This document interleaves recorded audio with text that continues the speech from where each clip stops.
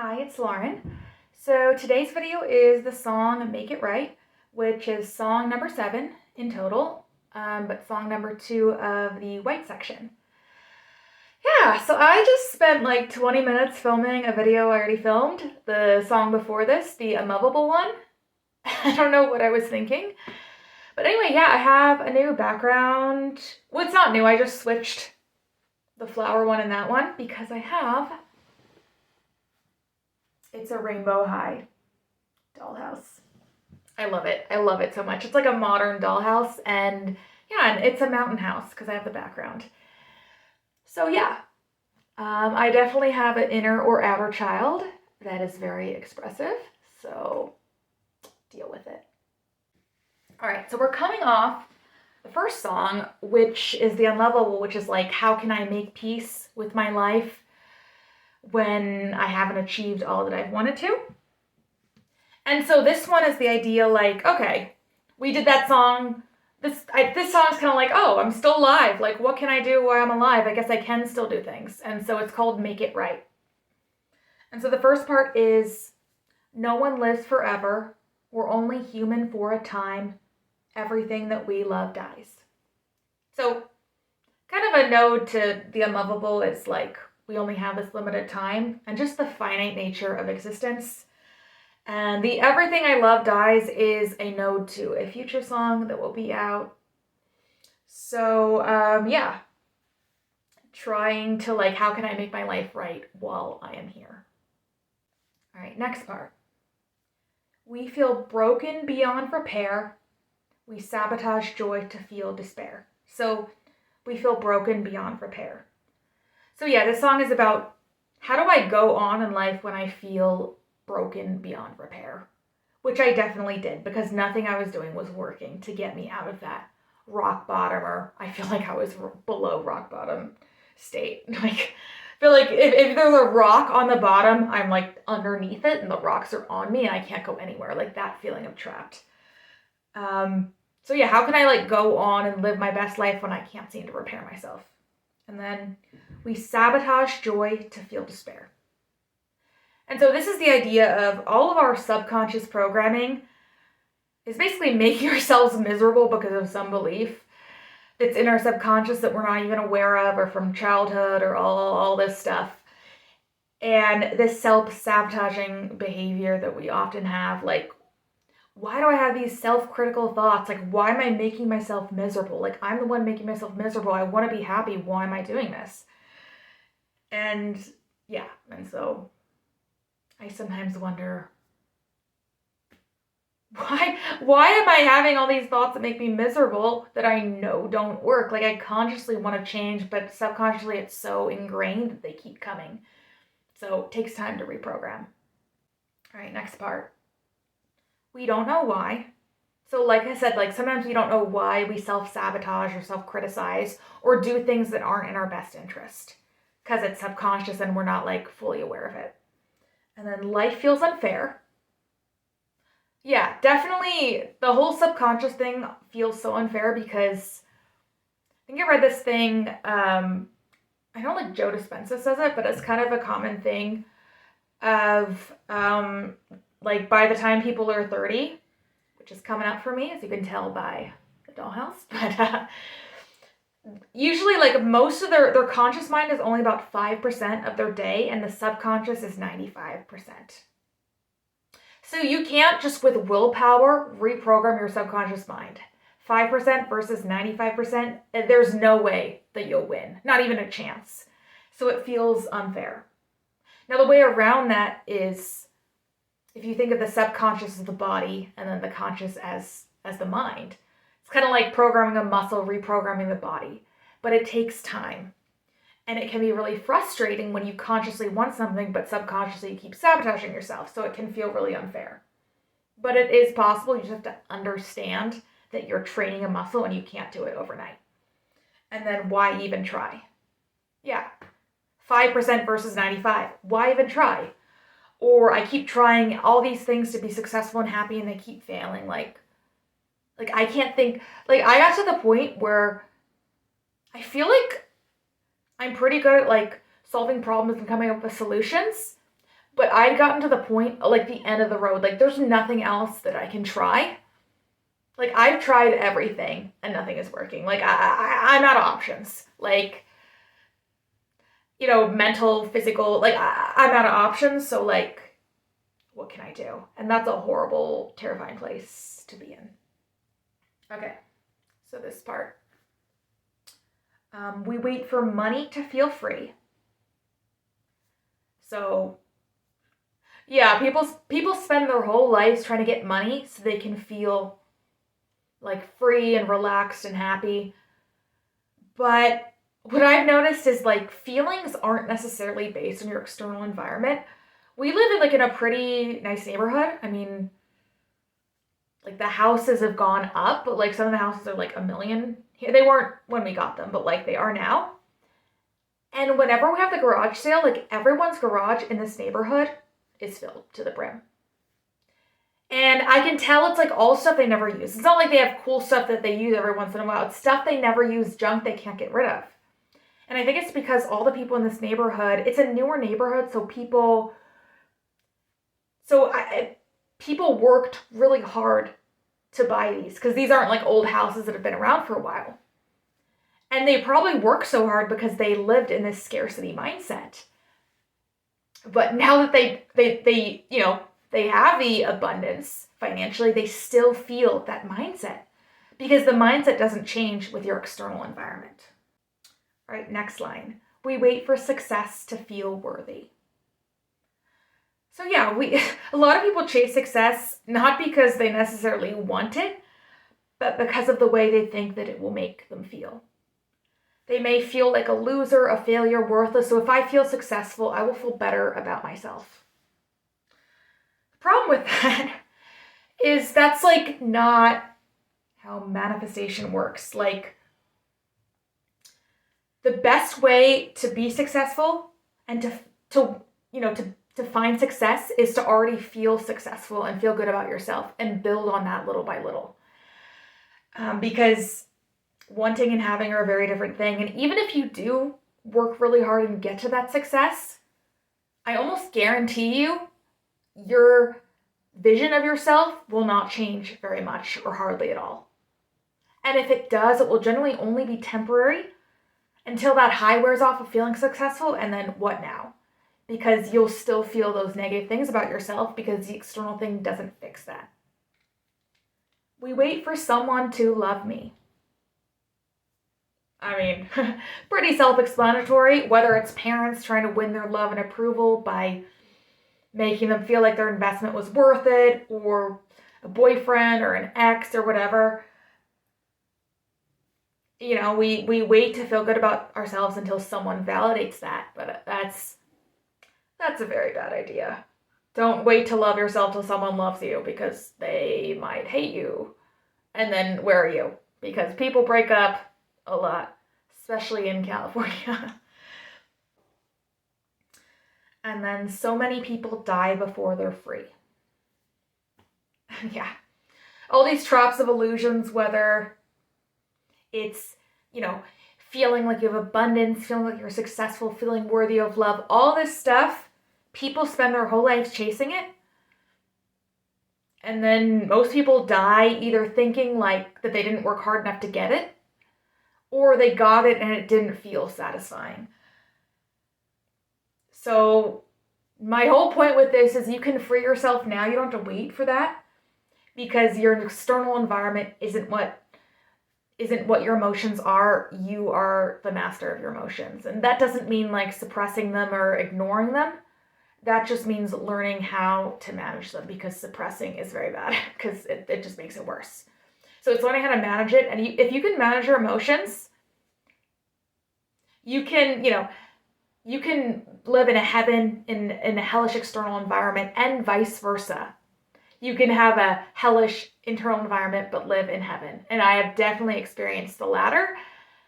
And it's not good at all. This is the chorus. I don't want to die never having lived. So yeah, I don't want to die like chasing this illusion my whole life and then I never lived while I was chasing because I was just waiting to feel good later. I mean, I think external gratification has its place, but taken to an extreme, it's it's very horrible because it takes away everything in the present because then you feel guilty if you feel good in the present when the present is really all we have. I don't want to cry when I could forgive. So there's a lot of people in situations that are definitely unacceptable and your emotions are valid around them. However, holding on to resentments, I know it's so classic, but it really like does only hurt you and make it more difficult to regulate. Like you can, which I'm learning, like something that someone did can be unacceptable. And it doesn't mean like you forget, but you don't let it affect you anymore or affect who you are. Like that's them, that's their journey.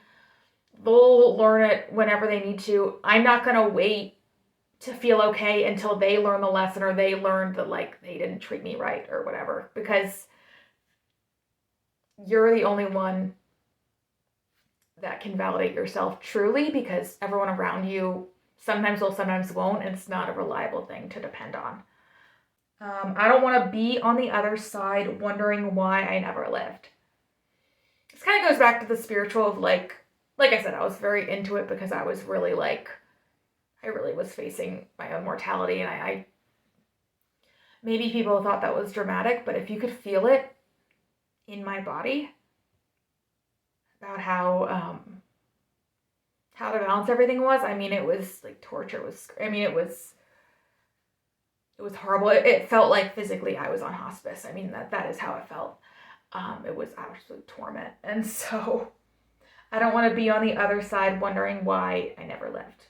Like, I don't want to die and then look back and be like, I wasted my whole life chasing these illusions. And I didn't enjoy doing it. I mean, we all chase illusions for the fun of it, but like, you gotta enjoy the journey at least somewhat. It doesn't mean not being disciplined or, which I don't really love the word discipline, because we have this association that like discipline means that you're miserable. Basically, like we don't have a good association with discipline. Like when I hear the word discipline, I'm like, oh, that person is in pain, they're suffering, they're miserable. So instead of discipline, I prefer focused attention, because you do need focus to succeed, but it doesn't have to feel horrible. And discipline has this really association of like, oh, they're disciplined, like they're not having fun. They feel horrible, they're in pain, they're suffering, but they're pushing through it. And then we think that's such a great thing to just push through suffering and ignore it and not be happy, which kind of makes me mad. Yeah, so I don't want to be on the other side wondering why I never lived. Like, why didn't I enjoy the journey? And that's really the only thing we take away from life, is the experience of living it. And if you're not living, what's the point? Second part of the chorus. Take your consciousness to your deathbed. What would you regret in that moment? Just imagine yourself. I know it's a happy, fun exercise. I feel like this shirt of like, I think it's like Tough Truce, but it's in like all these like pastels. It's kind of my personality. Like I feel like I'm bubbly and like I have all these happy colors, but I'm like, let's think about dying.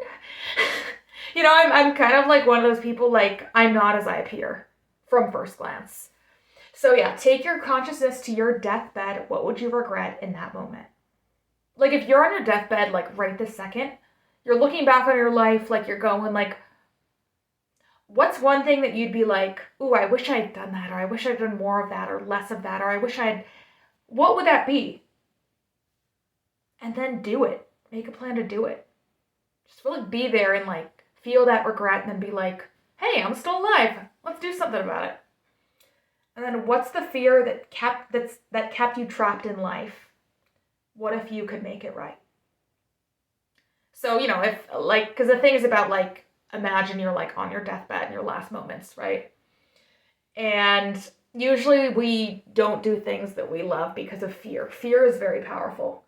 And I think we all have fears that keep us trapped in certain dynamics, certain situations.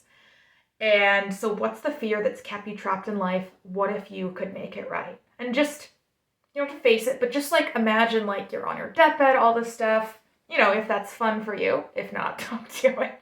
But like, you know, what are your regrets? What fears couldn't you face? And then open your eyes and be like, hey, oh my gosh, I have a chance to make it right. To like, I have a chance to face it. I have a chance to like really live because I'm still here. Kind of try to have like a little gratitude for that. Although I have mixed feelings about gratitude because it often brings up guilt for me, thinking about the things that I have that other people don't have. Like, that doesn't make me feel good. That makes me feel like guilty, like I shouldn't have these things if other people don't have them. So that's my take on gratitude, but it can be good depending on your view. So just realize what a gift it is that you're not on your deathbed right now and you can make these changes and die in peace when it's your time. All right, so this is the bridge. Forgot what it was. And so it goes, your heart beats, it's not too late, you still have time, you are alive. So yeah. So it's kind of like the exercise I just explained, like you close your eyes, you imagine this, you feel this, and then you open your eyes and you're like, oh, I'm still here. All right, and then the next part is you don't have to wait to feel love. Which, I mean, you don't have to wait to be successful for someone to tell you they love you, to have a child. Like, don't have a child so that you could feel love. Like, you don't need to, like, have a child if you want, but don't have a child so you could feel unconditional love. That's a very bad idea because then you're having the child for the wrong reasons.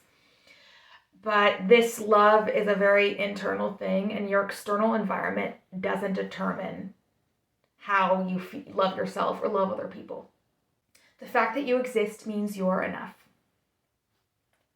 So yeah, this idea of having to earn love or prove love, like, do we really need to do that? Because it's like, oh, you have to earn value or worth or love. It's like, well, when is it enough? Like, you know, and everyone's gonna have a different idea of that, of like, when have I earned enough currency to like feel love or be loved or have value or respect?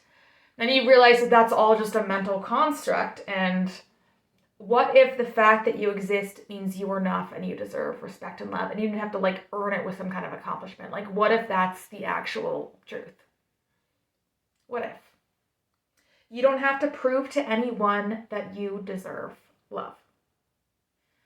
I just think of love as like source or what the universe is made out of. I know it's like so cheesy, like, oh, true love is the most powerful force in the world, but love, I think, is what the force of creation is. If you want to call it the field, God, source, whatever you want to call it, love is a really good way to describe that expansive energy. So it's what you are. It's not something you do or earn. It's just something you are. So you don't have to prove to anyone that you deserve love. And that's why when people aren't treated well, they don't think they deserve it or they did something. And that's why like those kind of environments are really hurtful to people. But love isn't something that you get. It's who you are. It's what you are. It's your primal life force. So it just is. And yeah, then the rest of the song goes back to, I don't want to die never having lived. I don't want to cry when I could forgive. I don't want to be on the other side, wondering why I never lived. Take your consciousness to your deathbed. What would you regret in that moment? What's the fear that's kept you trapped in life? Now you can make it right. So yeah, make it right now. Don't wait until the perfect moment. There's something that I struggle with that's called perfect moment syndrome. And it's kind of like, for example, like, oh, on the new year, I'll change this habit. Or I'll exercise when I have the energy, or I'll eat healthy, tomorrow. It's kind of this perfect moment syndrome of waiting until it feels right. But the thing with the change is it'll never feel right because it's a change and it'll feel uncomfortable. So live in the moment, live for now, make it right. There's something that I struggle with that's called perfect moment syndrome. And it's kind of like, for example, like, oh, on the new year, I'll change this habit. Or I'll exercise when I have the energy, or I'll eat healthy, tomorrow. It's kind of this perfect moment syndrome of waiting until it feels right. But the thing with the change is it'll never feel right because it's a change and it'll feel uncomfortable. So live in the moment, live for now, make it right. And then, but do your best. If you can't, it's not a failure. It's just all about the journey and improving, and progress isn't linear. So don't like beat yourself up for not making it perfect. And then it goes back into, yeah, I don't want to die never having lived. I don't want to cry when I could forgive. I don't want to be on the other side wondering why I never lived. Yeah, I think at the end I actually said never really lived, because there's a difference between being alive and really living. And it's not just all about doing impulsive things like YOLO as a millennial, because it's at a certain point, it's more satisfying to work steadily towards your goals than to just do impulsive things all the time, because it's satisfying to see the progress. So it's not that like you can't be happy until you reach this. It's just that like, you know, doing impulsive things that have consequences like drinking and spending all your money and like just doing what feels good now. It's not that there's anything wrong with that, but it's just not as satisfying of a journey of actually like facing yourself and achieving your goals. So you could, you know, live in the moment of being happy while moving towards your goals and having the balance. So that's just my perspective. But yeah, I definitely like was struggling with so much perfectionism with this. So my dad did the first 4 songs, and then four songs, and then I took it over. So this is my first time like fully dealing with the editing of the vocals. And there are some imperfections in it. I am just learning, but I have like a release schedule I have to stick to. I also have a brain that's very prone to nervous breakdowns, and severe anxiety. So I had to just do it the best I could while I'm still learning without making myself go insane.